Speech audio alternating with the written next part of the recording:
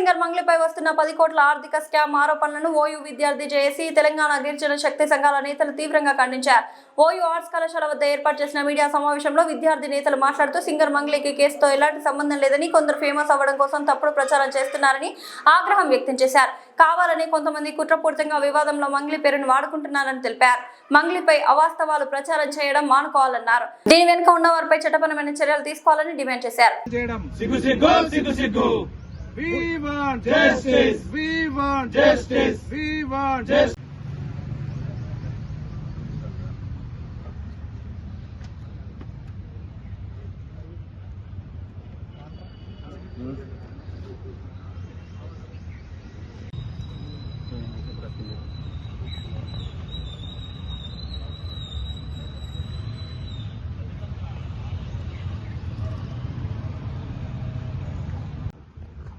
ఏదైతే గత వారం రోజులుగా మీడియాలో కావచ్చు, అదేవిధంగా వార్తాపత్రికల్లో వస్తున్నటువంటి ప్రముఖ సింగర్ అయినటువంటి మంగ్లీ గారు, అదేవిధంగా వారి కుటుంబం మీద ఒక అడ్వకేటు ఏదైతే నిరాధారమైనటువంటి ఆరోపణలు చేస్తూ ఏదైతే ఆమెని యొక్క ప్రతిష్టను భంగపరిచేటువంటి కార్యక్రమాలు చేస్తూ ఉన్నారో దానిని ఉస్మానియా యూనివర్సిటీ జేఏసీగా గిరిజన సంఘాలుగా తీవ్రంగా ఖండిస్తా ఉన్నాం.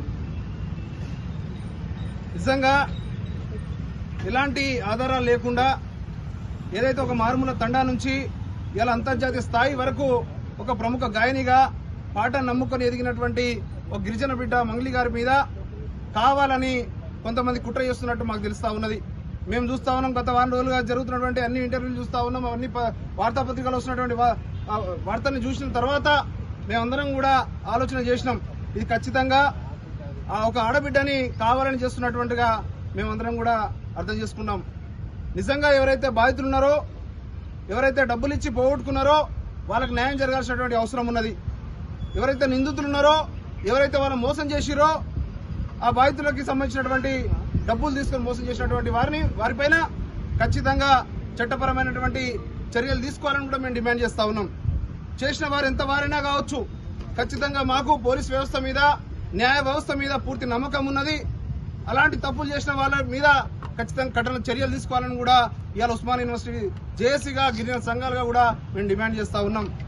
కానీ కావాలని ఇవాళ ప్రతి సోషల్ మీడియాలో కావచ్చు, ప్రతి యూట్యూబ్ ఛానల్లో కావచ్చు, మెయిన్ స్ట్రీమ్ మీడియాలో కావచ్చు, సంబంధం లేని మంగ్లీ గారి పేరు తీసుకొని ఇవాళ ఒక బోగస్ కంపెనీ ఎవరైతే రమావత్ మధు కావచ్చు, హేమకాంత్ రెడ్డి కావచ్చు, ఇవాళ వాళ్ళు పెట్టి విపరీతమైన కోట్లాది రూపాయలు ఇవాళ గరీబుల దగ్గర నుంచి తీసుకొని మోసం చేసినటువంటి పరిస్థితులలో ఇవాళ మంగ్లీ గారు ఒక ప్రముఖమైనటువంటి సెలబ్రిటీ కాబట్టి ఇవాళ వాళ్ళ పేరు తీసుకుంటే ఇవాళ సెన్సేషన్ అయితే నేను ఫేమ్ అవుతా అని చెప్పి ఒక అడ్వకేట్ అయితే చేస్తున్నటువంటి దుర్బుద్ధిని మేము తీవ్రంగా ఖండిస్తా ఉన్నాం. ఇవాళ న్యాయ వ్యవస్థకే న్యాయవాదిగా ఆయన ఒక సిగ్గుచేటుగా మేము చూస్తా ఉన్నాం. ఖచ్చితంగా ఇలాంటి మంచి పద్ధతి కాదు. నిజంగా తప్పు చేసి ఉంటే దానికి సంబంధించినటువంటి ఎవిడెన్స్ ని ప్రొడ్యూస్ చేసి దాని మీద న్యాయ వ్యవస్థ కావచ్చు, పోలీస్ వ్యవస్థ కావచ్చు, అది ఖచ్చితంగా చర్యలు తీసుకునేటువంటి అవకాశం ఉంటుంది. కానీ ఇలా బయటకు వచ్చి ఇలా వాళ్ళ కుటుంబం మీద, ఆమె మీద ఇలా ఇష్టం ఉన్నట్టు ఆరోపణలు చేయడాన్ని మేము తీవ్రంగా ఖండిస్తా ఉన్నాం. అదేవిధంగా ఏదైతే ఇలా హేమకాంత్ రెడ్డి కావచ్చు, మధు కావచ్చు, రమావత్ మధు, ఇలా నిన్న మనం చూసినాం, రమావత్ మధు ఇలా ప్రెస్ మీట్ పెట్టి ఇలా నేను అదేవిధంగా హేమకాంత్ రెడ్డి మేము ఇద్దరం కలిసే ఇలా ఇదంతా మేము చేసినాం, డబ్బులు వసూలు చేసినాం, ఇలా హేమకాంత్ రెడ్డి కూడా నన్ను మోసం చేసినని చెప్పి ఇలా రమావత్ మధు మాట్లాడుతూ ఉన్నాడు.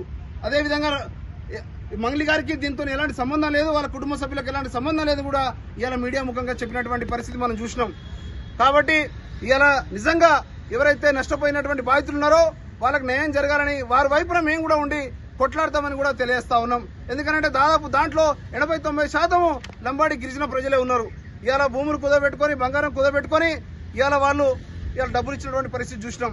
అదేవిధంగా మేము ప్రజలకు కూడా ఒకటి చెప్తా ఉన్నాం, అధిక వడ్డీ ఆశతోని, అత్యాశతోని మీరు ఇలా మీరు కష్టపడేటువంటి డబ్బును అంతా కూడా ఎవరికి పడితే వాళ్ళకి ఇచ్చి ఇలా బోగస్ కంపెనీలు చూసి అసలు కంపెనీలు ఎక్కడున్నది, అవి వెంచర్లు ఎక్కడున్నాయి, డబ్బులు ఎక్కడ ఇన్వెస్ట్ చేస్తా ఉన్నారు, ఏది కూడా మీకు తెలియకుండానే మీరు అనవసరంగా నమ్మి ఇలా ఈ విధంగా మోసపోతా ఉన్నారు. కాబట్టి ఖచ్చితంగా ప్రజలారా మీరు కూడా ఆలోచన చేయండి.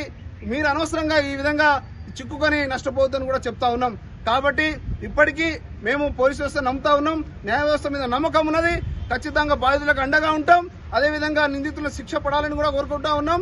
అదేవిధంగా ఏదైతే మంగ్లీ గారి పైన ఇవాళ అసత్య ఆరోపణలు చేస్తా ఉన్నారో దాన్ని తీవ్రంగా ఖండిస్తా ఉన్నాం. ఖచ్చితంగా వారికి కూడా అండగా ఉంటాము అని చెప్పి తెలియజేస్తా ఉన్నాం.